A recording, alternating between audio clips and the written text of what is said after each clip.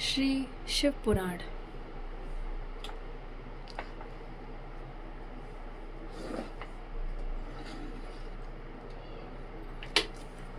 ब्रह्मा और विष्णु को भगवान शिव के शब्दमय शरीर का दर्शन। ब्रह्मा जी कहते हैं, मुनि श्रेष्ठ नारद, इस प्रकार हम दोनों देवता गर्व रहित हो निरंतर प्रणाम करते रहे। हम दोनों के मन में एक ही अभिलाषा थी कि इस ज्योतिर्लिंग के रूप में प्रकट हुए परमेश्वर प्रत्यक्ष दर्शन दे।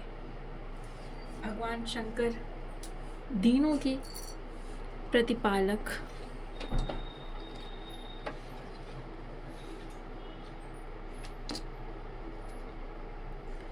अहंकारियों का गर्व चूर करने वाले थे तथा सबके अविनाशी प्रभु हैं। वे हम दोनों पर दयालु हो गए। उस समय वहाँ उन सुरश्रेष्ठ से ओम ओम ऐसा शब्द रूप नाद प्रकट हुआ जो स्पष्ट रूप से सुनाई देता था। वह नाद प्लुत स्वर में अभिव्यक्त हुआ था। जोर से प्रकट होने वाले उस शब्द के विषय में यह क्या है, ऐसा सोचते हुए समस्त देवताओं के आराध्य भगवान विष्णु मेरे साथ संतुष्ट चित्त से खड़े रहे। वे सर्वथा वैर भाव से रहित थे। उन्होंने लिंग के दक्षिण भाग में सनातन आदि वर्ण अकार का दर्शन किया, उत्तर भाग में उकार का, मध्य भाग में मकार का और अंत में ओम इस नाद का साक्षात दर्शन एवं अनुभव किया। दक्षिण भाग में प्रकट हुए आदि वर्ण आकार को सूर्यमंडल के समान तेजोमय देखकर जब उन्होंने उत्तर भाग में दृष्टिपात किया, तब वहाँ उकार वर्ण अग्नि के समान दीप्तिशाली दिखाई दिया।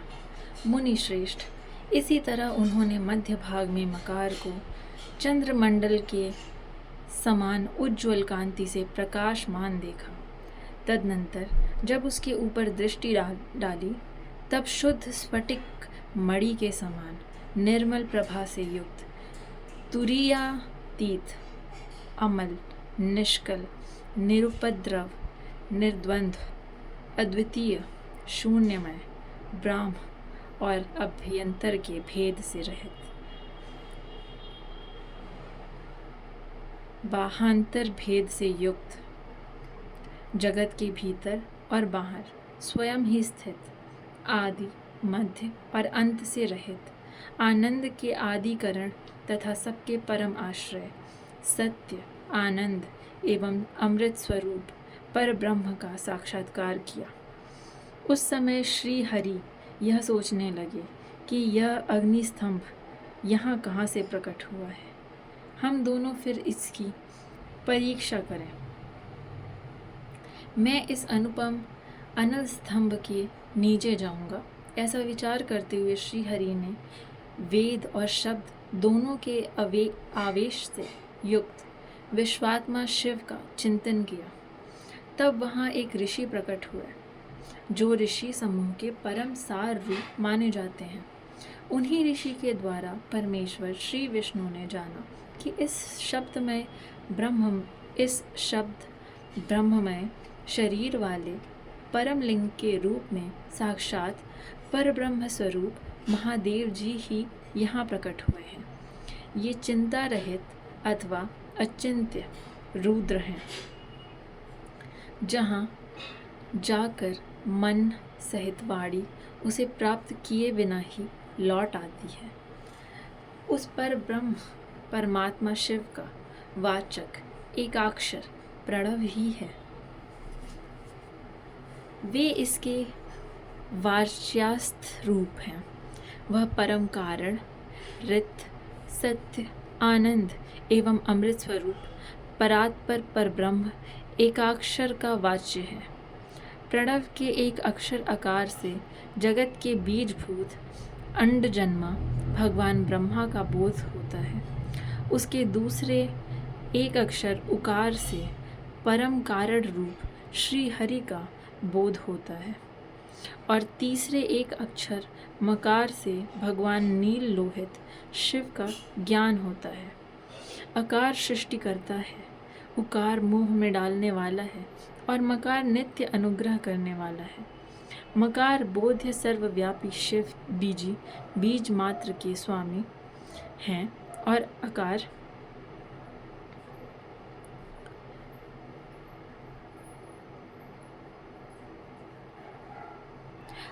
सृष्टि करता है, उकार मोह में डालने वाला है और मकार नित्य अनुग्रह करने वाला है।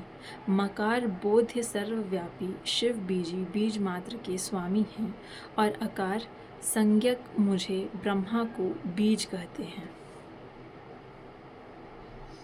उकार नामधारी श्री हरि योनि हैं, प्रधान और पुरुष के भी ईश्वर जो महेश्वर हैं, वे बीजी बीज और योनि भी हैं। उन्हीं को नाद कहा गया है। उनके भीतर सबका समावेश है। बीजी अपनी इच्छा से ही अपने बीज को अनेक रूपों में विभक्त करके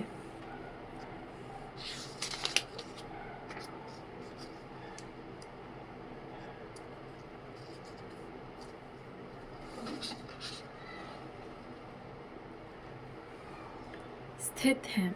इन बीजी भगवान महेश्वर के लिंग से अकार रूप बीज प्रकट हुआ, जो उकार रूप योनि में स्थापित होकर सब ओर बढ़ने लगा। वह सुवर्णमय अंड के रूप में ही बताने योग्य था। उसका और कोई विशेष लक्षण नहीं लक्षित होता था। वह दिव्य अंड अनेक वर्षों तक जल में ही स्थित रहा। तदनंतर 1000 वर्ष के बाद उस अंड के 2 टुकड़े हो गए। जल में स्थित हुआ वह अंड अजन्मा ब्रह्मा जी की उत्पत्ति का स्थान था और साक्षात महेश्वर के आज्ञात से ही फूटकर 2 भागों में बट गया था। उस अवस्था में उसका ऊपर स्थित हुआ सुवर्णमय कपाल बड़ी शोभा पाने लगा। वही घूलोक के रूप में प्रकट हुआ तथा जो उसका दूसरा नीचे वाला कपाल था, वही यह 5 लक्षणों से युक्त पृथ्वी है। उस अंड से चतुर्मुख ब्रह्मा उत्पन्न हुए, जिनकी क संज्ञा है।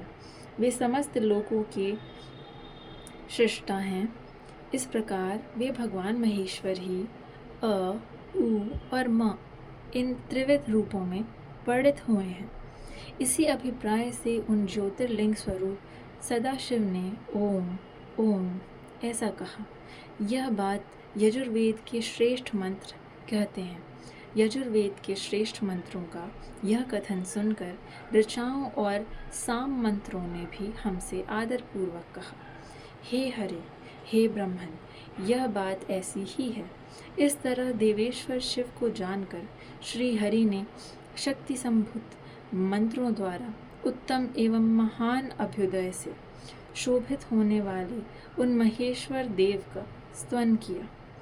इसी बीच में मेरे साथ विश्वपालक भगवान विष्णु ने एक और भी अद्भुत एवं सुंदर रूप देखा। मुने, वह रूप 5 मुखों और 10 भुजाओं से अलंकृत था। उसकी कांति कर्पूर के समान गौर थी। वह नाना प्रकार की छटाओं से छविमान और भांति भांति के आभूषणों से विभूषित था। उस परम उदार महापराक्रमी और महापुरुष के लक्षणों से संपन्न अत्यंत उत्कृष्ट रूप का दर्शन करके मैं और श्री हरि दोनों कृतार्थ हो गए। तत्पश्चात परमेश्वर भगवान महेश प्रसन्न हो अपने दिव्य शब्दमय रूप को प्रकट करके हंसते हुए खड़े हो गए। अकार उनका मस्तक और आकार ललाट है। इकार दाहिना और ईकार बायां नेत्र है। उकार को उनका दाहिना और ऊकार को बायां कान बताया जाता है। ऋकार को परमेश्वर का दायां कपोल और रीकार को बायां।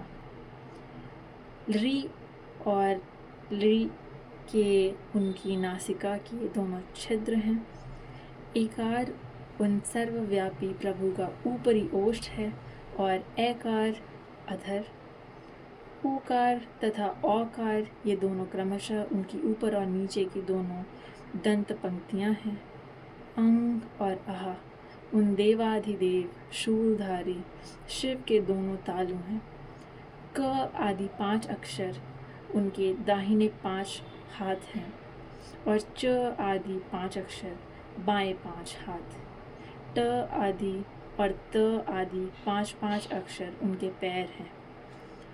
पकार पेट है। फकार को दाहिना पार्श्व बताया जाता है और बकार को बायां पार्श्व।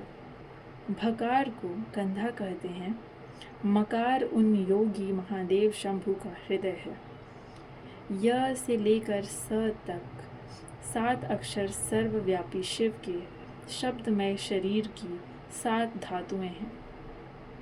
हकार उनकी नाभि है और छकार को मेढ़ मूत्रेंद्रिय कहा गया है। इस प्रकार निर्गुण एवं गुण स्वरूप परमात्मा के शब्दमय रूप को भगवती उमा के साथ देखकर मैं और श्री हरि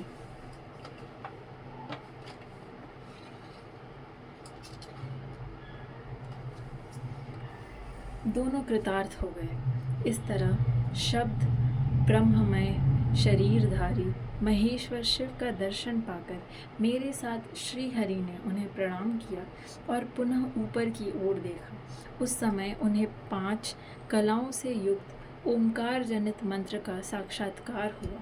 तत्पश्चात महादेव जी का ओम तत्वमसि यह महावाक्य दृष्टिगोचर हुआ, जो परम उत्तम मंत्र रूप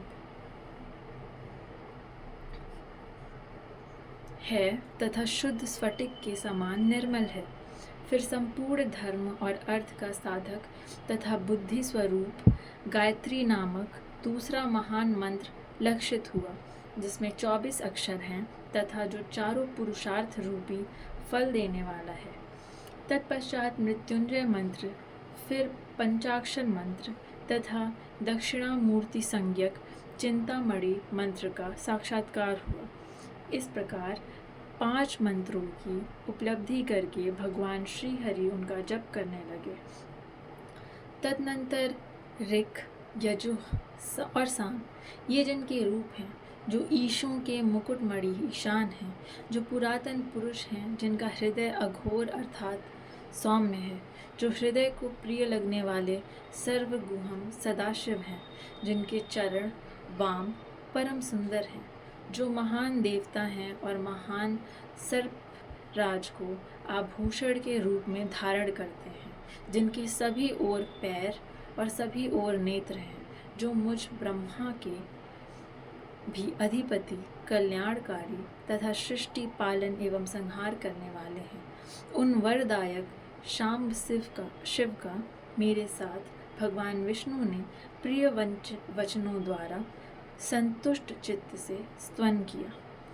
उमा सहित भगवान शिव का प्राकट्य, उनके द्वारा अपने स्वरूप का विवेचन तथा ब्रह्मा आदि तीनों देवताओं की एकता का प्रतिपादन।